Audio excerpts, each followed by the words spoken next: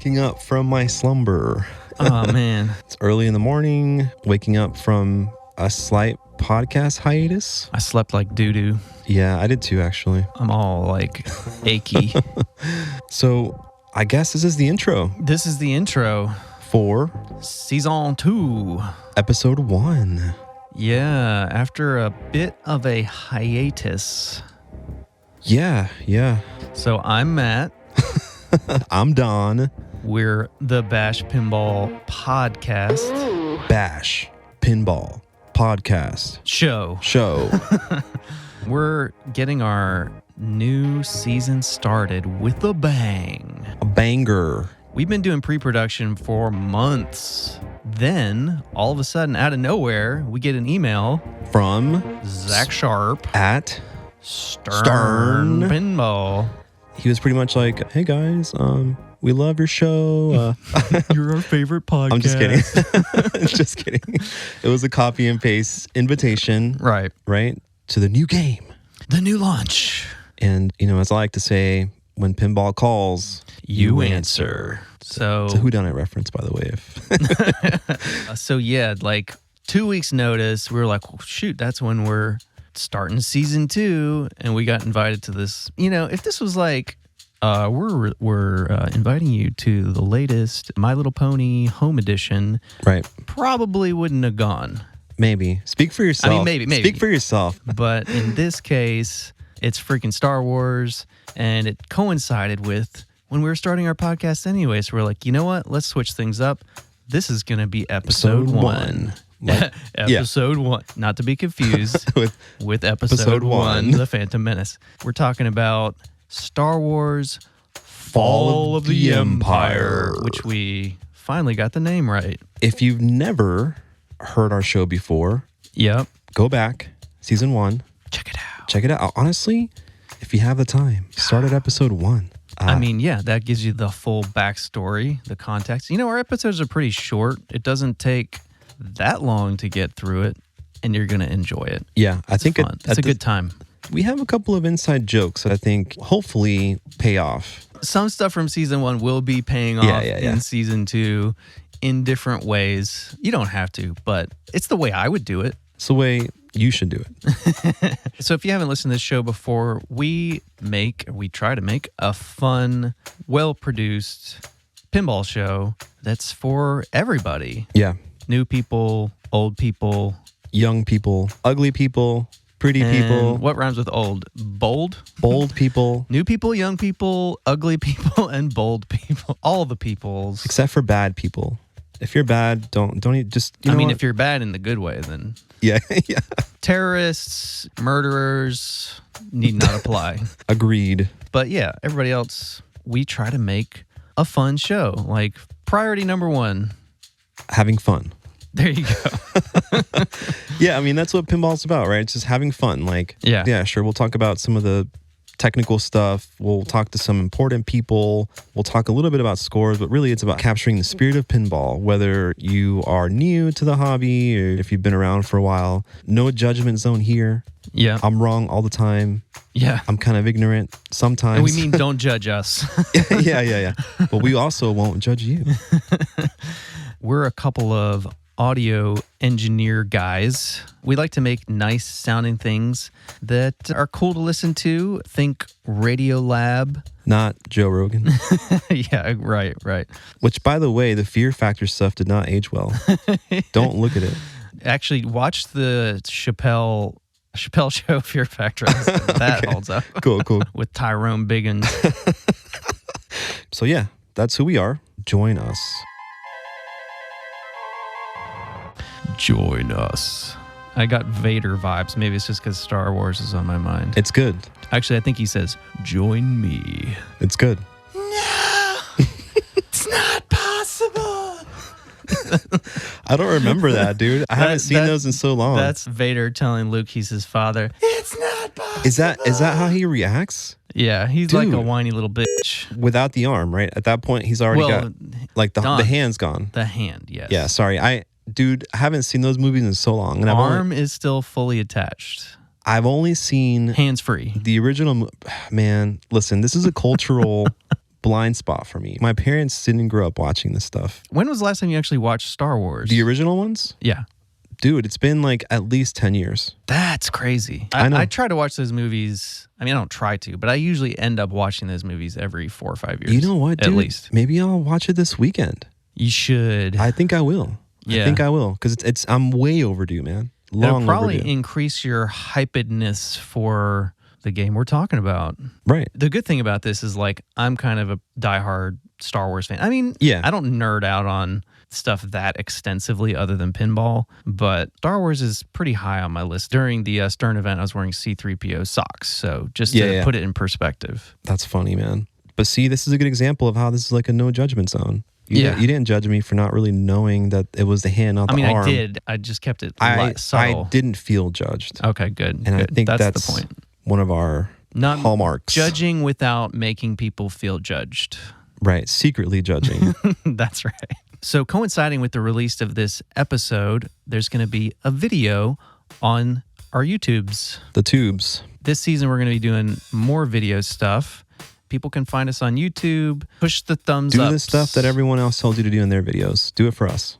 Yes, that's a better way to say it because I hate saying it so much. I know. Oh, and also, we're going to be releasing a pretty awesome, like pretty comprehensive factory tour. Yeah. According to Kyle, it was the best factory tour he'd ever given in his life. I may be slightly exaggerating that, but... Quote unquote, Kyle Spiteri. Stern. Of Stern Pinball. We didn't just get a regular factory tour. We got the extra stuff. We got the extras. What you're about to hear is a recording we did at the Stern Star Wars Media Day event. Basically, they invite a bunch of media people, content creators to come check out the new game, hang out, take pictures, etc., etc., etc. Sign NDAs. Keep secrets. So yeah, it was kind of the perfect opportunity to like basically hang out and talk to some of our friends / other pinball media people. Those are our only friends. Basically. I realized that that's true when I saw Ian. Yeah. Because I hadn't seen him in a long time. And I gave him this hug and I was like, I don't have any friends. Ian is my friend. Ian is my friend. Pinball people are cool. But yeah, we've got some special guests for this banger of an episode. First up, Colin from Kineticist. Right. / This Week in Pinball. Right. We had Shane Told and Ian Jacoby from the Nudgecast, a.k.a. Nudge Magazine's podcast. Yep. And then we've got Erica from Erica's Pinball Journey and Dirty Pool / Jeff. We had 4 microphones set up in the Stern arcade called Replay. They've got a little brick walled room with a bar. Cool bar. All of the Twippy awards everywhere. Yep. And like a little lounge area.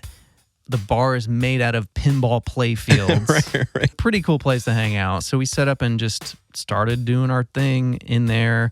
We got the ambience of the arcade. You will hear the arcade. So unlike most of our episodes, there is some background noise of the random people coming in and out, the games playing in the background. Maybe you'll hear C-3PO's call outs. It's real.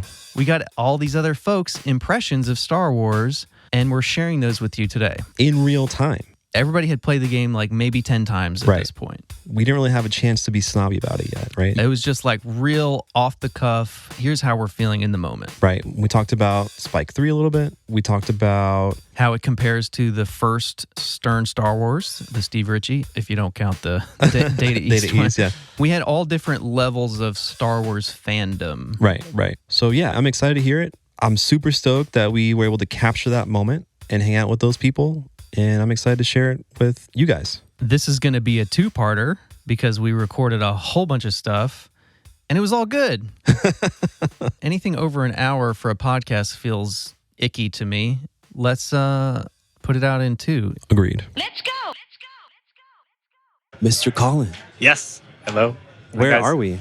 We are at Stern Pinball's headquarters in Elk Grove Village, Illinois. So we're at the Stern September 10th Star Wars. Top secret. Well, okay, yeah. I blanked on the title of the game. I know. Fall of the Return Empire. of the Rise of the... Yeah. It's its own thing. So wait, let's look at it again. It's the Fall of the written Empire. everywhere. I should have just looked. There you go. Literally right above us. Right on the Fall screen. of the Empire. Yeah, Fall of the Empire. Yep. Colin has joined us. Colin from Kineticist. Yes. We're going to have These a are little always chat fun. about Star Wars Hell yeah. and our impressions of Fall of the Empire Yeah. And other stuff. and other Whatever. stuff. Because by the way, I was going to say real quick, Colin, I know this is off topic, but I listened to your Nudgecast episode about AI art. Yeah. Great work. Thank you. Great work. Thank you. It was fun. The research and everything was awesome, man. I really enjoy listening to that. So thanks for hanging out with us. Ian and Shane are great people. It was a lot of fun to be on that podcast with them. Cool. Awesome. So Sounds anyways, like I need to listen to that. yeah, it's a great episode. So, I've been on a podcast blackout while we've been working on I know. ours for 3 months straight. I know. Yeah. I So know. can you Same. tell me what you guys have been up to? I mean, it's just mundane, Nothing. Just kidding. pre-production. Basically, the deal is with season 1, we banked the first 2 episodes, and then every episode after that was just week to week. Yep. We were figuring it out. Dude, it was we were flying by, what's the expression? Seat of our pants. Seat of our pants. Seam? Seat. Don't try to I understand. don't it. understand idioms. You just say it. It just sounds good. Yeah. It's just the thing. Just Well, say it. you get it. Yeah. We got caught up in the loop, and me personally, I got a little tired. I got a little burned out. But I think we came up with a solution. We came up with a plan. Yeah. And I think- segments. Segments. That's the answer. Yeah. Do you have a focus for this season? Broadly speaking, season 2 will have somewhat of a focus on starting an arcade Nice. and routing pinball machines. Okay. That's kind of the overarching story of season 2. Now I just want to ask you a bunch of questions about that, but I will wait to hear it on the podcast. Yeah. Well, yeah, you'll see. We'll see. It kind of. It's a story in progress too. Yeah, it's literally developing right now. It is an ongoing, actual, real timeline that's our lives and what we're doing, which is pretty neat. Yeah, but we're bringing in other people. We're trying to get a focus on what it's really like to start an arcade, start a pinball route, and talk to people who are in the middle of it. Yeah. There's definitely a bit of a mystery to it. It's knowledge that is not as accessible as it could be in a lot of ways. Yeah. So it sounds interesting. I always like to talk to people that have just done something or they're in the middle of it because 2 years later, you forget all that stuff. Right. Yep. And I think it's also part of natural pinball progression. You find it, you get into it, you get a game, you get another game if you can afford it. And then you meet people that have games and you're like, can we just put our games together? Mm-hmm. Yeah. Wait, this is an arcade. Right. Yeah. How can we make some money? It's kind of how that happens. It's I want to get more games and I don't want to sell the games I own. So Which classic problem. kind of happened to us, and that's why this is part of that story arc. But anyways, that's enough backstory and foreshadowing for That's cool. for All right. Yeah. I'm on board. So Fall of the Empire. Fall of the Empire. So the first Star Wars pinball machine since if you don't count the home pins Or Mando. or Mando. All right, Colin's got to keep me honest on this stuff. It's the first game based on the original trilogy since 2017. Yeah. Nice. First cornerstone release. Let's put it that way. Right. That was the Steve Ritchie 2017. Yep. Steve Ritchie. So Spike 3 is now being introduced with Fall of the Empire. Fall of the I have to keep Empire. looking Yep, at I know. the sign to I make know. sure. What the hell? Just to make sure we got it right. So, Colin, did you pick up kind of what Fall of the Empire is and how it fits into the Star Wars mythology and chronology and stuff like that? Yeah, so I'm not a super encyclopedic Star Wars nerd, but I like pop culture. I keep up with it. Star Wars Fall of the Empire is essentially the key battle moments from episodes 5 and 6 of the original trilogy. Right. Which is exactly what the title describes. It's the downfall of the Galactic Empire. And it's got the Endor battle, defeating the second Death Star, and a few key moments like that. The Battle of The Hoth, Hoth, right. at the beginning of Empire. So it spans 2 movies, right? And I guess I thought just from the title that it might just be sort of like Return of the Jedi, because that's technically where the Empire falls. Right. But this is multiple, like you said, key battles and things that are put together into one. I guess that makes it more exciting. It makes it more exciting, yeah. I was convinced, I'll tell you, and I wrote about it a lot leading into this, that we would see 5 and 6 and just like a little bit of new material between 6 and 7, for example, because they went through the trouble of giving it its own title.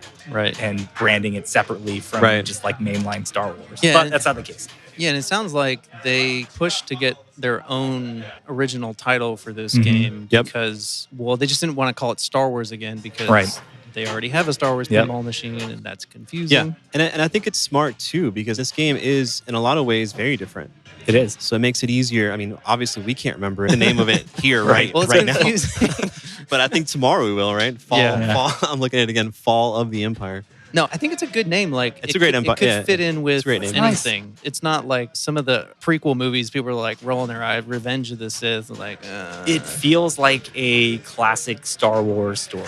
Yeah. Right. Like it could be in that world. It could have been its own sequel title. Right. If they did another film. So it feels very authentic and kind of that world, I guess. Yeah, I think it does. I think it fits really well. Have you had a chance to play it a lot yet? Or? I probably have maybe half a dozen plays or so across the LE, Premium, and Pro. Cool. Nice. Are you prepared to formulate any kind of opinion or like first impression? Or Yeah, my gut. So it's hard. I usually need time to sort of marinate on my thoughts with the game and sort of like, what feeling did this game leave me with? What am I excited about, 6, 12, or 24 hours later? What didn't I like after thinking about it? My gut reaction is typically, this is fun. It's pinball. All pinball is sort of fun to a certain degree, right?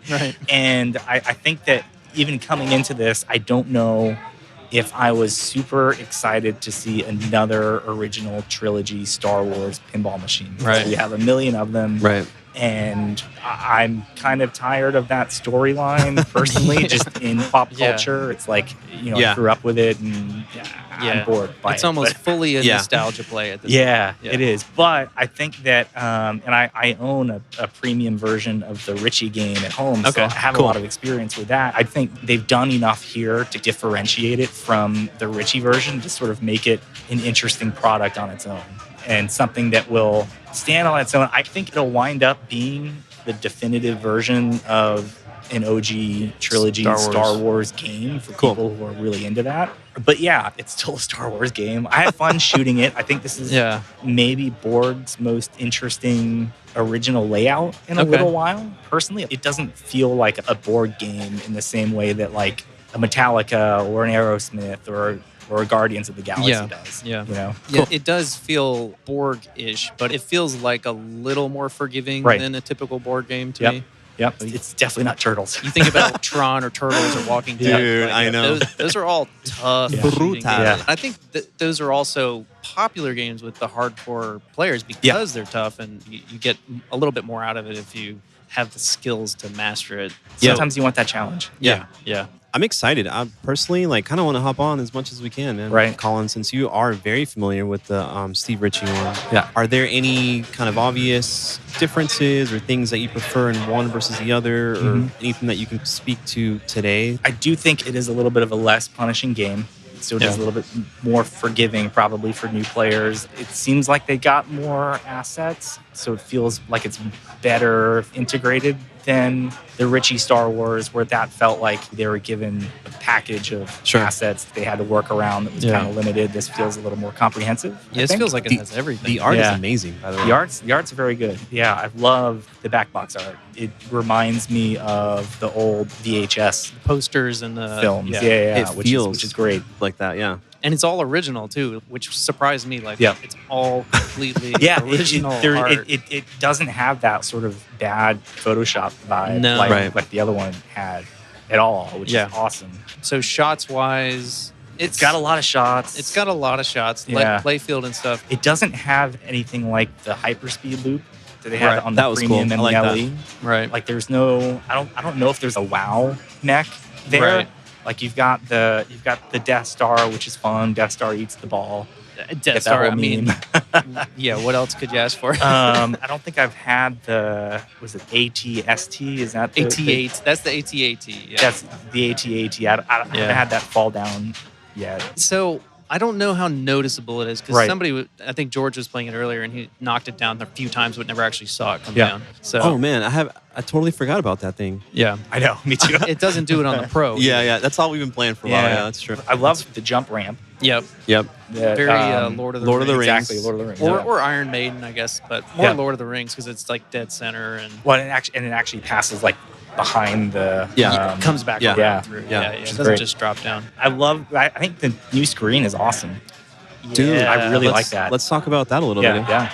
Do you know like the specs on that? 18.5 inches. Yeah. Higher resolution, more color depth. I think 256 times more colors. My first impression, before I saw it, I was a little apprehensive. You know, I thought Jersey Jack. Oh shit, here we go. Right? Like, oh my god. Yeah, too much information. Totally too much wrong. Stuff. Yeah. Totally wrong. When I saw it, I was like, yeah, this is great. Like, it gives, for me anyway, my eyes just a little more space to be able to process all the information that's on the screen. And I don't feel like they've thrown much extra at the player either. I was pleasantly surprised that most of the video clips and graphical content doesn't fill up the screen. Right. So you're not trying to parse that out from the scores at the bottom and stuff like that. The scores now have their own larger framed area around it, which is actually really, I think, a big improvement. Yeah, I loved it. And to be honest, had I not known that, I may not have even noticed right away that it was much bigger, right? Until I saw a game side by side. I mean, in a good way, it is much bigger, but I don't think I would have noticed right away necessarily. It doesn't smack you in the face like, oh my gosh, it's so huge. Right. But it's like 30% bigger or something, which is not nothing when you're talking about a screen. It's still like the same footprint as a Spike 2 game. It's going to look normal in your lineup. And same size back glass. Right. Yeah, I think the screen is a big hit with Spike 3. It feels a little iPhone-y, you know, like the camera's got one more megapixels and it's but it's a nice upgrade. But in actuality, it's a bigger leap than like an iPhone 16 or an iPhone 15 or whatever. It feels more substantial than that. I think that's what I was thinking. And then when I saw it, I was like, wait a second, it's actually great. I was wrong. Yeah. I guess for me, all I have left, Colin, are two more things. The first one, what has been your highlight today during the, what is the official name of this event? The secret Star Media Wars? Day. Media Day. I think is what they call it. But I love hanging out with the pinball media community here. So that's always a highlight of these things for me. I brought my dad with me this time. Was that your dad? That's my dad. Dude, your dad looks so young, man. Yeah. That's crazy. So that's been fun. That's awesome. Like give him that experience and sort of Is he a relive pinball it. No, not at all. No, okay. No. So he plays it when I play it. I think he appreciates that I'm into it and what I do, but I'm not one of those guys who like grew up with pinball in their house and that's why I'm into it now. It's fun to share it with them at least. Yeah, it's like a window into your world. Right. Yeah, that's cool. That's amazing. Yeah, it is nice that they give you like a +1 option at these events. I emailed Zach. I'm like, so those +1s, do you care if I bring my dad? Which is like, wow. Well, thank you for asking that question because we were thinking of people might bring. But what was your highlight? Seeing George Gomez crank up the freaking game to 12. Yeah. And then he played a game, dude. Yeah. I was like, oh my God, I'm watching George Gomez play IRL right now. Yeah, he was showing off the upgraded sound system. Yep. Which, by the way, for me, that's going to be a big thing. Like the sound. It's good for a home user. For home users, arcade, you probably won't really notice the difference. Depending on, I guess if they do something interesting with the headphone connectors, I don't know. Yeah. So I did talk to Kyle about the wireless capabilities. And what did he say? All 3 versions will support, because the architecture is based on a Raspberry Pi 4, which has built-in Bluetooth. Okay. I was wondering if it was Bluetooth, Yeah, they're all going to work with Bluetooth out of the box. That's great. No extra equipment. They don't have a headphone jack, but they'll work with, any wireless Bluetooth setup. Great. So that actually makes arcade play, like at our local place, you can't hear games at all. Yeah. And if they'll have Jersey Jack games there, and I'll bring my headphones and plug it in so that I can actually hear Elton John. Yep. Yep. So that's a game changer for, busy, loud arcade. Right. If it's turned on and works, and hopefully that turns out to be the case. So we'll see. We will see indeed. Fingers crossed. And my last question, Colin, was what's new with you? Kineticist, This Week in Pinball. I mean, Expo's coming up pretty soon. Is there anything that you want to specifically mention or announce or talk about? Yes, I can't talk in too much detail about it now, but we'll be releasing more details about it soon. The Pinball Media Mixer, our Happy Hour event is coming back. Cool. It'll be slightly different, but sort of the same. Keeping the cauliflower. The cauliflower like wings or whatever? That's actually a very good question. Probably. It's the same venue. I didn't mind it. I heard a lot of rumblings about don't eat the cauliflower. Dude, don't listen to it. Dude, they don't know what they're talking about. Some people were upset by the food. There were some food. We got feedback. They were like, dude, your food is bad. And I'm like, no, it's like an almost free event. Come on. And it wasn't bad. It was good. They were full because they've been sipping on some haterade, dude, because it was delicious. And it was an awesome event too. So hopefully we get invited again. Yeah. No, we will. So we're doing that again the Thursday night of Expo at Interium Arcade. Awesome. Yeah. But that's the only new thing I can talk about right now. Otherwise, we're just continuing to publish content that we find interesting in the pinball hobby. You guys are killing it. I always end up on Kineticist. Awesome. Even if I don't start there, that's where I end up. Hell yeah. All right. Yeah. I love it. And one last note for me, I'll forever be grateful to you for introducing the world to our show. Hell yeah. Thank you. Yeah. No, you guys produce awesome work. So thank you. We keep it up. I'm excited to hear the next season. I wasn't fishing for a compliment. I appreciate you, Colin. Yeah. Thank you. Yeah, you're welcome. Well, thanks, Colin. It was awesome to have you here. Thanks, guys. That was fun. And now for an important message. Hello, my name's Penny. I think people shouldn't do drugs. They can make you forget things, like which animals have stripes. And your body might get clumsier, so you can't jump rope as good. Drugs can get you in big trouble. You could go to principal's office or go to jail. Then you can't watch TV or eat pizza. Recess is good. Hamsters are good. Birthday parties are real good. Drugs are bad. I wouldn't do drugs. That commercial reminds me, we got merch. Why is that? How does that remind you of our merch? Well, it turns out our merch that we have on the store now, while supplies last, is inspired by the DARE anti-drug program. Everybody remembers that. It totally worked. Yeah, it was so effective. No, everybody remembers the black shirt with the red DARE letters to keep kids off drugs. Yeah, who does? I can't forget that ever. This is your brain on drugs. All the anti-drug stuff that was happening in the 80s and 90s was so effective. Yeah, so effective that we're going to try it for our merch. Right. Well, so the shirt says BASH in the red iconic DARE style to keep kids playing pinball. Maybe we should have made it to keep kids from playing pinball. Oh, so they don't want to. So and then that would have made it more likely that they would play. Reverse psychology. We already made them.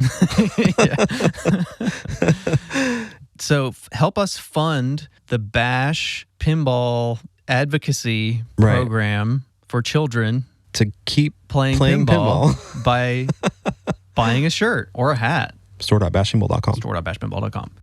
And now, back to the show. Yeah, you guys have such soothing voices. And it's funny because I listen to your show all the time, and I love that part of it. I'm like, oh, they're just like, they got their radio voices. Like, maybe they're doing extra editing. But then I meet you in person. Yeah. And you guys really are quite soft-spoken, just nice gentlemen. We do quite a bit in post. So the one thing I can do is go pretty low. Yeah, now I can go low. Hey, I can go. I can go pretty low like this. You know what I mean? Oh, you have to. Are you gonna? Sound country, though. It's got to go country. Go down an octave on that. Even more? Yeah. I can go pretty low. Okay, it's that kind of day. Hey, I can go down pretty low like this. No, I can also vouch for this. You guys sound exactly. I mean, I've talked to you both on the telephone yesterday. Yeah, that is true. That's how much I like talking and hearing your voices. So. Did they call you in for advice again? No, I called them. We had to actually. Maybe is this the place to announce that we have? We should. We have a shared booth at Pinball Expo 2025. Yeah. Find us in like the vendor hall area, kind of where we were last year, if any of y'all. Probably. Yeah. The Nudge Bash. Yeah. Well, Nudge Bash. yeah, Nudge Bash. Nudge. Nudge Bash. No, Nudge that's Bash. way Your name first is better, yeah. Well, I just mean like because a bash is like a thing, so it's like a descriptive of a like Nudge Bash, yeah. Nudge Bash. Actually, we're kind of doing the same thing. Like a nudge is a bash, and it's like a gentle bash. Yeah. Nudge exactly. is a gentle bash. I You love could nudge into a bash, You could. like make it a move. I have. An actual nudge bash. Yeah. Anyway, so that's gonna happen, and you guys are gonna podcast from there. Yeah. We are going to podcast. I think you're gonna have coffee there as well. We are going to have the best espresso anyone has ever had. So you get people all hopped up on caffeine, and then you get them to say crazy shit. Yeah. I mean, I see what your game is. It helps. It helps a little bit. But I think it's going to be really fun, and I'm excited to do it with you guys. Me This too. will be a little expo adventure for all of us. I'm so excited to like see you, man. Like I know that I was kind of a butthole to you for a while. What? That is there was not like this. There was like this weird like beef. No, this is negative self-talk, and I don't really like it because you know what I'm talking about. It's like I know. You're a perfectly fine friend. Yeah. And there's no reason for you to I'll say accept that. it.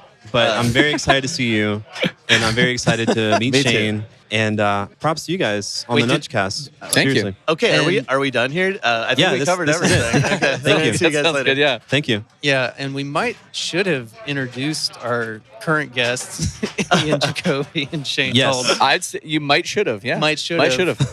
You can fix it in post. done that. I'm Ian. I'm also Ian. Good one. Let's confuse the people. No, I'm Shane.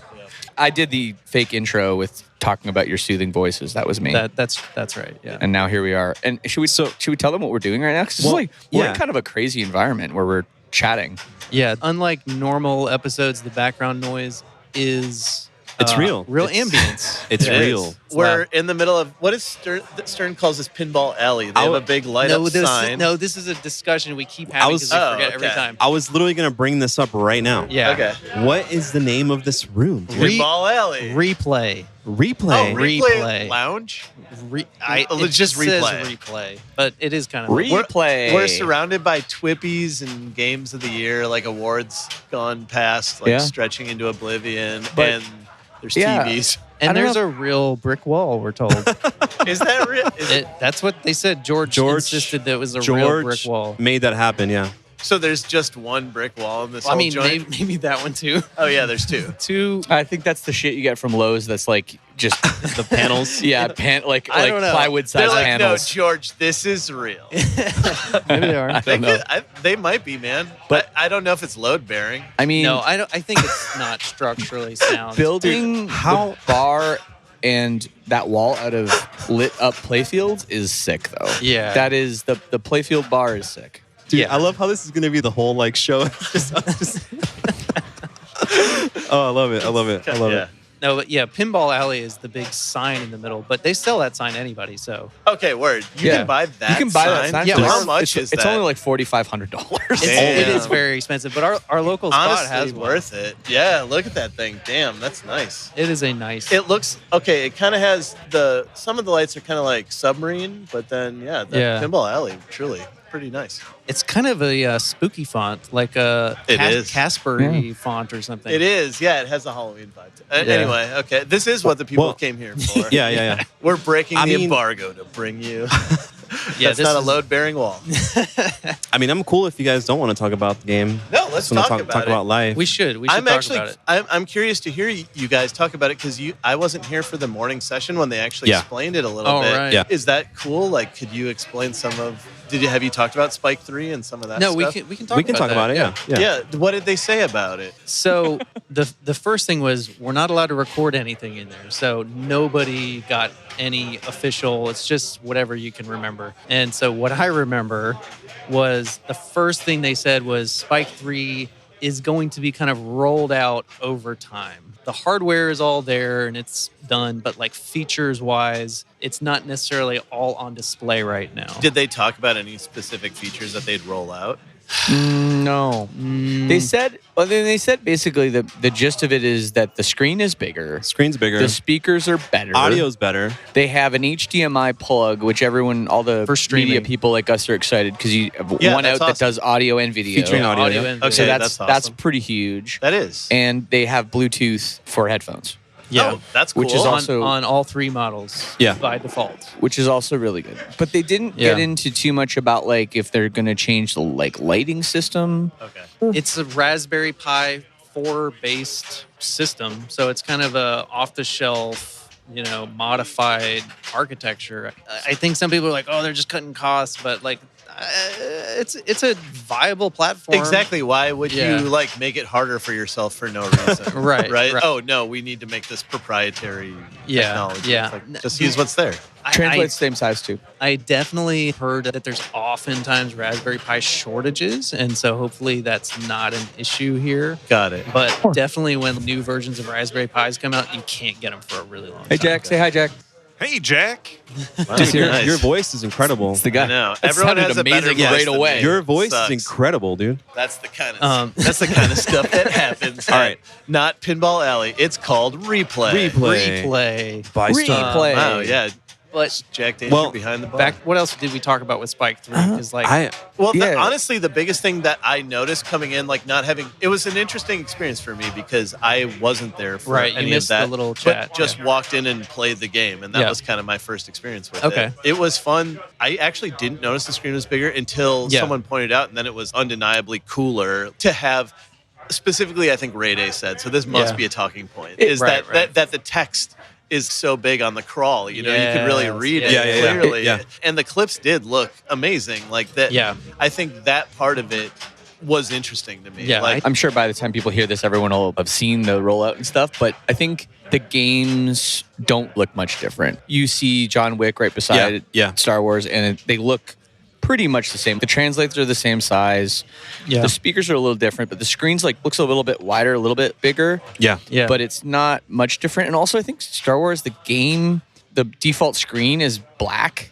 right. So you also don't really see, like, if it was white against another white screen, you'd be like, oh, okay, that one looks like it's 25% bigger. But when it's black all the time and kind of blends in with the back box, you don't really notice on this game as much. I think also the display, the clips that you're looking at are about the same size as the previous game, but now there's just more borders and real estate around it. Yeah. But I mean, that makes it clearer ultimately because then the like sort of heads up display or whatever I think it's bordering. much easier to read what's happening on the screen versus when the whole thing is one big graphic. Yes. Yeah. 100%. Well, some people I think were expecting like Jersey Jack size screen that was like me. update, and it's not. It's nowhere near. It's not like that at Yeah, all. not at all. But I think they're maybe Stern. They do want to keep it like so. When you have your games in a row, I think they want it to look kind of uniform, and I think collectors do sort of care about that. Yeah. Which might have been why they didn't. And also, I think it would change their whole platform. Now they're like, oh, now we have to find a different person to make our translates or different dimensions. Or now it's like they can kind of keep everything the same. Yeah, I think playing DMD games, like Don and I talk about it a lot, sometimes we just want to play a DMD game because it's simple. And when you play a Spike 2 game, oftentimes it's just overwhelming. And I think it also hurts new players. Yeah. I'll forever love DMDs no matter what. I mean, like, any animation, any graphic on there, to me, it's funny, it's quirky, it's like nostalgic, it's just cool, right? Like, bad assets and weird ass, like, cartoony looking shit, sometimes it just throws me off a little bit. I don't know, man. Like, it's tough. I agree with you. I want to see the lady pull out the gun at the end of the Judge Dredd. I love shit like that, you know? But obviously, I think pinball needs to grow. Like, it's evolution. And the newer people, the younger people who are getting into it expect a certain level of... It's true. And that's where we are. It's true. But I 100% agree with you. Like, Fish Tales is probably my favorite game. It's just how it is. It's the dumbest game in the world. I love it. I always like bring up the same analogy for this, but I honestly think that just pinball machines are like ice cream flavors, and I think that flavor can be popular too. And like someone could make a DMD game now, right? And it would be really cool. But also, this is rad. It's super fun. I had a fun time shooting it. The layout seems. Isn't that funny though? The Spike 3, you'd think that this would add like a level of more complexness to the game. Yeah. But if anything, this game is way more chill and simple than, let's say, King Kong, the last game. Yeah. The layout is way more traditional. Yeah. And the shots and everything about it's a fan layout 2-flipper game. Like, that's kind of interesting that the Spike 3 isn't over the top with features for their first rollout. That's a good point. Yeah, it's a slow play, definitely. Well, but also I think that the layout is interesting in its own way. Like, this for me is like a shootable Borg. This is actually pretty shootable for me. Yeah. Like, I have a hard time with Borg layouts a lot of times. And this one is, as a fan layout, but it's really interesting because it still has some trademark Borg things are still there. There's, you notice the double in lane, but also an interesting pop-up replacement where, like, usually he'll kind of have them like almost offset to the side and, you know, the return is through them. This time, still interesting. There is the one over there, but then there's one on the other side, and it creates this crazy back and forth. It's really flowy until it's not, and then all of a sudden it's really not. Yeah, you know? And that's interesting. Like, that's a cool layout, and having the toilet bowl in there and stuff. I think I called it I don't remember what I called it, but someone at Stern called it a toilet. Oh, really? So I was like, is that what the name for it is? Don from Don's Pinball Podcast, he's already talking about making up the Jabba the Hutt mod where he's sitting on a toilet. Wow. Yeah, you know that's going to happen. Yeah. Totally. That's right on brand for Don. I mean, if the market demands it. I think the game is cool, though. It's just not really what I was expecting, I guess. Kind of the same. I think I like it, though. But again, you never know with What pinball. were you expecting? I think I was expecting a little bit crazier, like more wild shots. But I mean, it is like an upper playfield or what? Yeah, maybe an upper playfield, a lower playfield, like more like things Star like that, Destroyer, upper playfield, more flippers, just kind of more everything. But I mean, that's not really what Borg does. We knew it was Borg already, so that doesn't make sense. You're a Borg guy. You have so many board games. Board games. like Monopoly. Board games. Exactly. No, that's a Pat Lawler game. I have Borg. I have one at the moment. I sold my Walking Dead. Well, he has a lot of band games, though. I thought you had band games. I have a Metallica. Oh, you don't have a Rush. I thought you had a Rush. No, I don't like. You're not a good Canadian, like the band. dude. That's your people, man. That's your people. That was like growing up. That was the one band came on the radio. I instantly changed it. It's like nails on a chalkboard. Like, that freaking guy's voice. I feel you. I respect the band, dude, and but I do not like. You have to push against that shit too. Like, for real. Like, I mean, I'm from the land of Bon Iver. Like, I always played the loud band. You know, like that. Right. So, like, I get pushed. Yeah, I don't know. I respect the band. It's like stuff. It's just generationally different, and also I feel that way about Rush as well. It's not a theme I that also does it for me. don't particularly like Rush the Pinball Machine. I think it's maybe my least favorite board game. Yeah, like I don't know. It's a bunch of things. Like I don't really find the Time Machine overly compelling. I hate shooting that like through the pop bumpers. Like on Iron Maiden, it's cool, but on Russia, it's like I don't like doing it. Sure. And the scoop, like the Addams Family scoop, I don't really like that either. I just don't really like the game. Yeah. Well, so you like this one though? I think I like this one. I think, but pinball's weird. At first, you like things, then you don't later, and then the code changes, and you're like, I was wrong the whole time. You seem like you were being tempted by it when we were looking at them. You were like almost talking yourself into it. I could kind of see. Like buying the game? Yes, I could. I don't know about that. Wait, buying a Star Wars? Yes. Yeah. Okay. I don't know. I felt it. I felt movement in the Force. Are you in the market for a game? Are you? I don't know if I'm in the market for this game. I buy games. Here's what happened. I have room for like 6 to 7 games in my loft in my house upstairs. Cool. All right. So I filled that up. It's full. Jesus. Then, well, I got some cheap ones. I got like a high speed in there. And like, cool. And then, Hell yeah. So I live in Las Vegas. It's very hot. And I was like, what if I just put air conditioning in my garage? There you go. Because I have a 3-car garage. That's like 40 more games. That's what he just said to me. So I put the air, and I didn't know how well it was working. It's like 115 degrees out there some days. So I'm like, how well is this really going to work? Yeah. Installed it myself. Don't tell my HOA. And literally, like, it's so cold in there. We're talking mini split? No, I just did freaking through the wall, dual hose, whatever. Pumped it in. All right. Yeah, mini split was going to be maybe too obvious to the. Okay. Sure. They might be able to see the compressor outside, so I did quick and dirty. But it freaking worked. So now the sky's the limit. Right? But so now I have games in my garage. I got like an old EMs that I'm like broken EMs That's I'm cool. working That's on. cool. That's cool. I'm just picking it all up. So He's got a Dipsy Doodle. Dipsy Doodle. Do you know that one? What does that? It's kind of a cool game. It's fun. It's from 1970. It's a Williams game. All right. It has a lower play field. that has a ball underneath the playfield, and when you start it, you start the doodle bug. That's what the mech is called. Yeah. And the ball goes when the ball goes back and forth. I'm not doing anything sexual with my hands right now. He is doodle bug. It goes back and forth and it gets you points. But what's interesting about the game is the flippers are floating to where you can't trap the ball, so you have to keep the ball moving. But it's a legit mech for like 1970. Yeah, I think that's kind of interesting. Yeah, it's crazy. Yeah. Anyway, I mean, I got the game for $250, so and it works. One of the things that George Gomez mentioned about Spike 3 is that theoretically it could be retrofitted to Spike 2 games. And I think going forward, when they do a Vault game or re-release or something like that, they could add all of the Spike 3 bits to it. Like basically. Ghostbusters could have Ghostbusters clips, and that would be cool. Yeah. Didn't you say that, like, if say they were going to do another run of like Godzilla, they're going to do many runs of Godzilla. Yeah. He kind of alluded, I took from it, that they wouldn't do it on a Spike 3 platform because it would be a lot of work to reprogram the whole thing when really Spike 3 is not that much better, but maybe I misinterpreted that. So what I gathered was that they wouldn't necessarily make it a kit or anything that somebody could just upgrade themselves, but once they're cranking out Spike 3 games in-house, they're going to have all the hardware and it's easy for them. The only problem is they actually have to do some code changes to make it work with Spike 3, but everything else hardware-wise, I think is an easy switch. Yeah. I guess for Stern, not for the home user. I also wonder if maybe that's not something they're going to say. Yeah. Because like what, now you're going to be like, oh, maybe I want to buy a Godzilla because it's the greatest game of all time, but now I don't want to be the Spike 2 one when the Spike 3 one might be coming in a year. Word. Didn't really interpret it the same way you did, but we'll never know because it wasn't recorded. I'm just realizing now that Ghostbusters isn't even a Spike system. No, it's like a Sam. It's actually or Spike 1. Like, Spike 1, right? I think they call Sam. it. Was that a Sam? Sam, I think it is.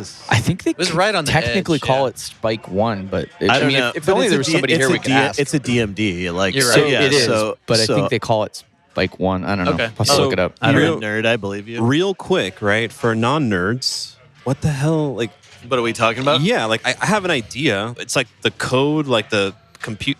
Yeah, it's like the operating system.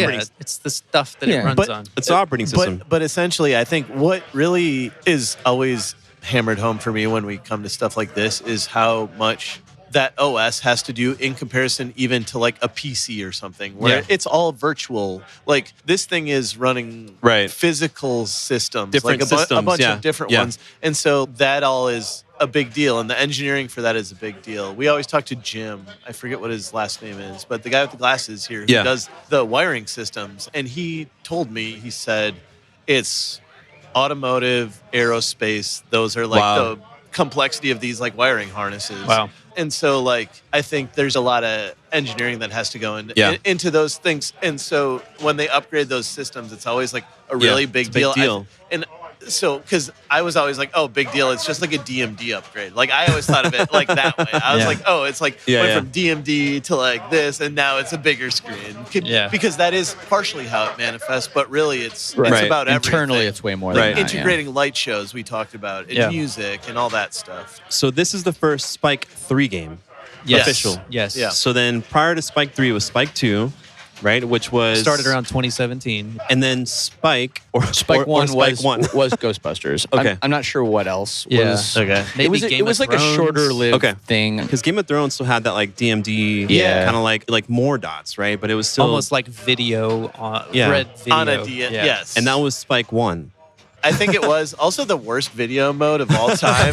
It's like the jankiest, and you just like kind of are jumping, and like even the guy stabbing doesn't look like he's trying very hard. He's just like But it's been like a pretty steady progression and nothing crazy. I think it makes sense that you wouldn't try to like bite off more than you can kind of chew, because I think what's cool about this game specifically is that the code is pretty far along. When we were talking to Ray Day, I was like, dude, it seems like there's a lot of code in here. He said everything except for the 2 wizard modes. I heard one of the things George Gomez was talking up is that they have 1,000 clips for this game. I asked Ray Day point blank, okay, there's 1,000 clips in this game. How many so far have you used? Because to me, that's like, okay, how code complete are we? That's crazy. Yeah. And he said about half. Huh. Wow. Okay. But the game does feel pretty good. Point being, this one is quite far along, and it was interesting to talk to Ray Day a bit when we were playing over here. And I was just asking him, I'm like, experientially, like, how do you translate like movie to a game, like to you making a pinball game, you know? And he kind of talked about symbolically, like there is a lot of stuff in there depending on, so when you qualify the Vader mode, and then it is a roving shot to decide which Vader mode you get next. Like you shoot, you know, you qualify it, and then you shoot a shot to start each one. Each of the clips is specific to, like, if you hit the Luke ramp, it's the duel between those two. I don't know. Just thinking about those layers of gameplay, you're thinking about flow. You need to think about what shot goes to what shot and that kind of stuff. But also thematically, how you're layering that element in. It's like, this is quite far along in that way. And that's interesting. It does feel pretty fully baked. You know, I remember playing Jaws when it first came out, and some games where it's just like, is this done yet? Right.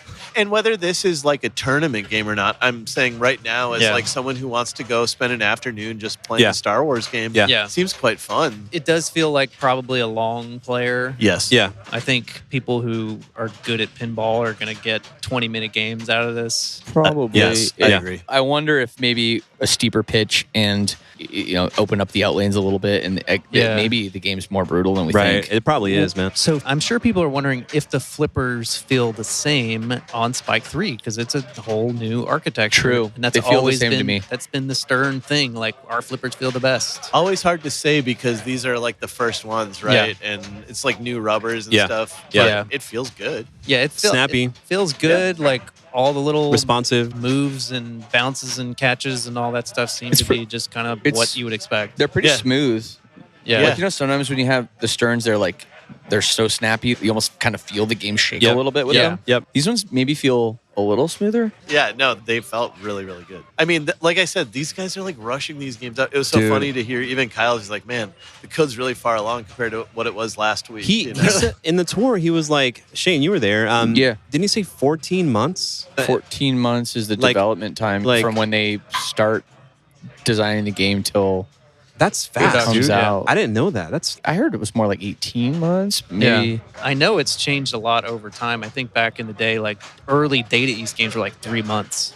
Or the whole thing? Jesus. Yeah, because Williams was taking a year. But that's why the code sucks. That's why the code sucks on that game. They're like, oh, Jurassic Park came out. We could do that in 3 months. Yeah. It's like the layout is dope, but then you're just like, but like when you look at the release schedule on those games, like, and to shout another good podcast, the Wedgehead podcast, I forget what they call it, but like the retroactive award of like 1986, like high speed, like all the games that came out. And like when you see how many games Williams was putting out in a year, it's kind of nuts. Yeah. When they were putting out a game like literally every 2 months or more. Well, they weren't all bangers. They weren't all bangers, but I don't know if they were. Were they really? Did they really take a year to make a game back then? Yeah. I mean, at least that's what those guys have said. Pat Lawler and whatnot. Steve Ritchie is like, that was the typical development time. Is they were taking about a year, whereas Gottlieb and Data East were taking, 3 weeks to 3 months.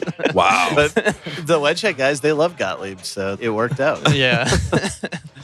But obviously Stern is now more doing the Williams thing and really investing in the code and the development time and the play testing and all the companies really seem to be doing that. I mean, we don't know on the record how long JJP took to make Harry Potter, but probably a long frickin' time. I think it was a long time. Real quick, by the way, shout out to you guys, because that Harry Potter episode about AI we were just talking to Colin about it too. He was just here. So if you haven't heard that episode of the Nudgecast, check it out, because I just heard it on the way here. It was awesome. And I'm going to be on an expo panel. Hilarious. With Jack Winari. Wait, you're going to be on a panel? Jersey Jack Pinball. Because you totally... about art and AI art and pinball. Dude, it's me, Jack Winari, Christopher Franchi, Brian Allen. How did that come and then get your popcorn ready for this one. Matt. And then who else? Dude. Oh, Brad Albright, who did the P3 Portal game. Oh, okay. Cool. He did the art, and like a great pinball artist, like really great.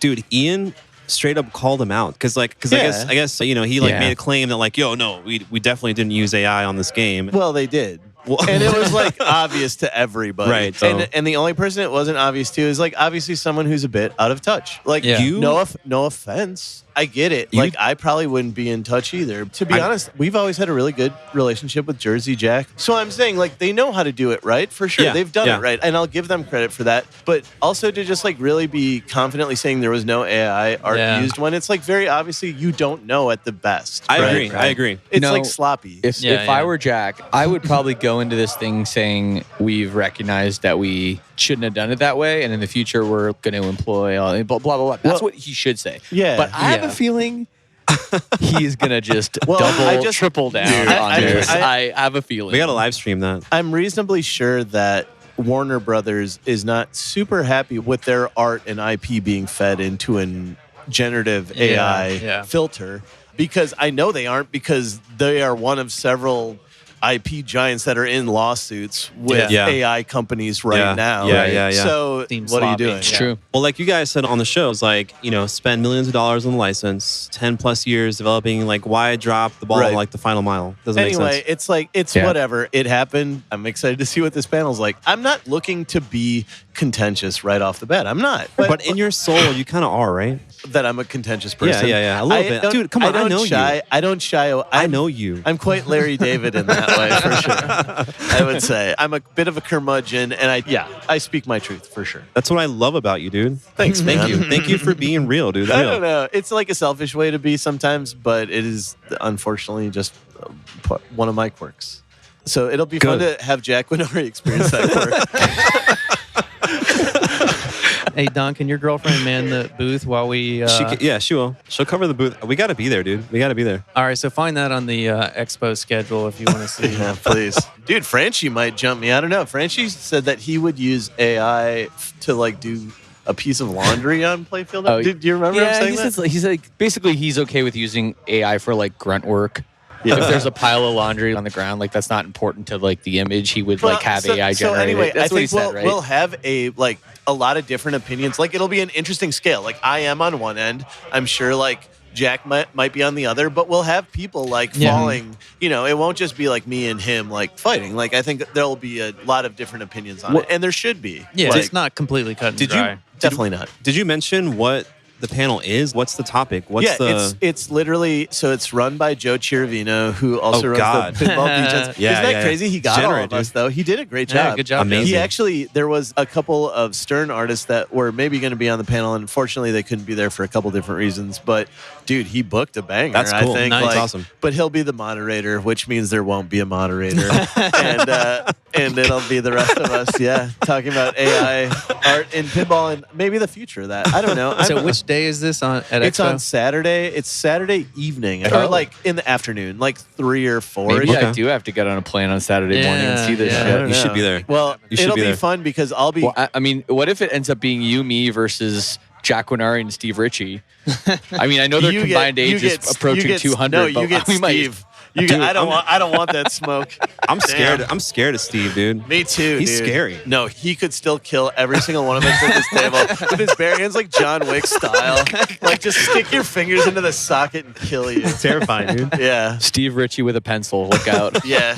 He'd like talk into your ear really softly as you're dying, Steven Seagal style. That's hilarious.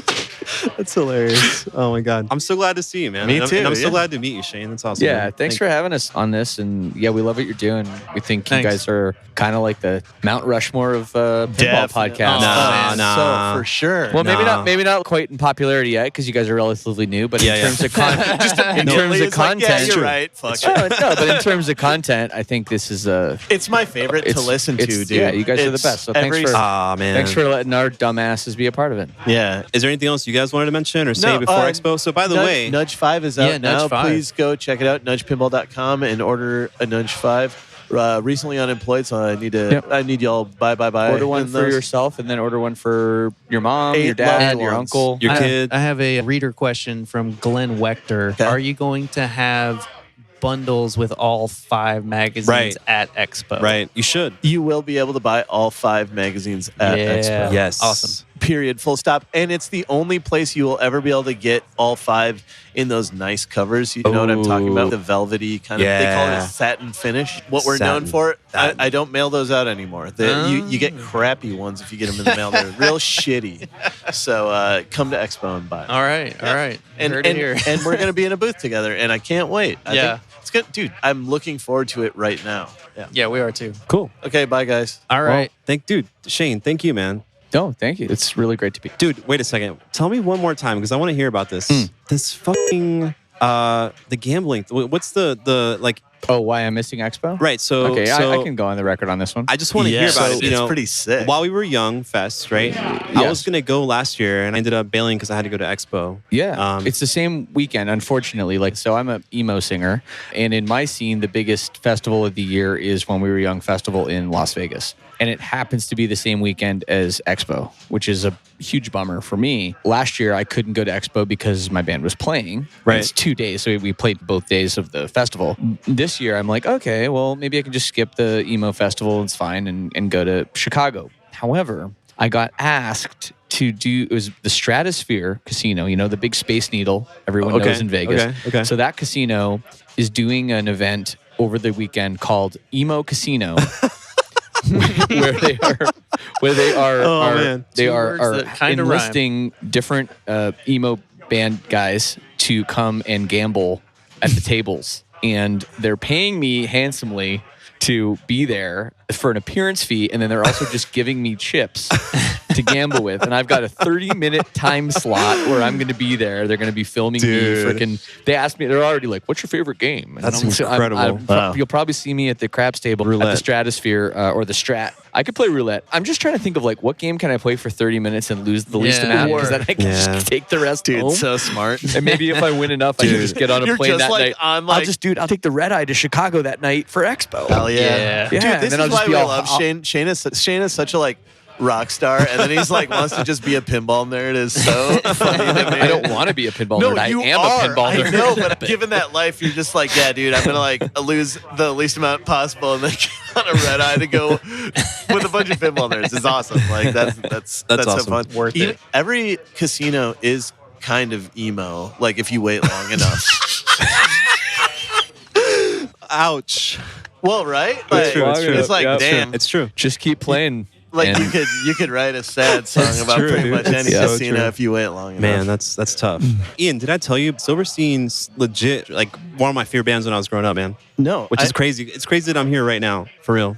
Thanks, man. Yeah, I'll show you a picture that I got with basically a shirt, right? I had the entire band sign it for me. I think I started following you guys on Instagram, and you hit me up, and we were like, dude. No fucking way, dude. This is Shane Toll. And then I found the shirt, and I remember because your drummer, right? Paul Kohler, right? Billy Mitchell. Billy Hamilton. Hamilton, sorry. Billy Mitchell's the that's King of Kong. Yeah, sorry. Billy Hamilton. Obviously you dude. Yeah. I'm a fucking fan, dude. Thanks, man. I'm playing it cool right now, but no, I'm pretty stoked to be here with you. Kind of playing it cool. Yeah. not that cool. Not that cool. But anyways, I always say it's kind of crazy because you're not the only person to kind of say that to me in this hobby, and it's funny because I'm the diva of the two of us by far. He's the chill producer, does everything, and I'm the one sending bitchy texts back to him, and he's I usually have at least enough self-awareness to come back. So anyway, I'm just saying he's actually a quite grounded man as well. That's awesome. Whereas I am not. I let the tiniest bit of Instagram just go straight to my head. That's hilarious. Yeah. No, but seriously, man, thank you, Shane. Thank you. When Broken is easily fixed, man, that's top album. Well, we got a new album out in 2 days, by the way. Cool. September 12th. It's already out when people listen to this. So hell nice. Yeah. New Hell record. What's it called? Pink Moon. Hell yeah. Yep. Oh yeah. Cool. Okay, all right. Okay, guys. Thank you. We're gonna let you guys go. Yeah. Thank you. Get some people behind us. They're the real people want to hear from for sure. Okay, bye guys. All right. Love you guys. Thanks, guys. So that was the end of part 1. Hope you enjoyed it. Part 2 is already posted. Yeah, so just keep listening, and it'll probably even autoplay it. Yeah, so I'm just gonna stop talking so that happens. Okay, bye. Bye.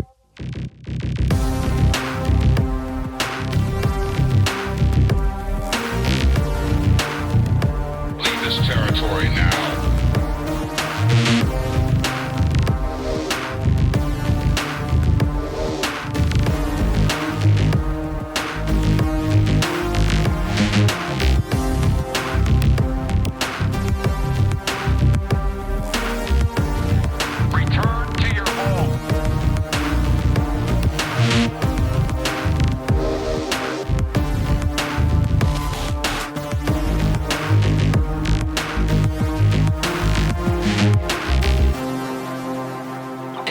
evacuate all personnel.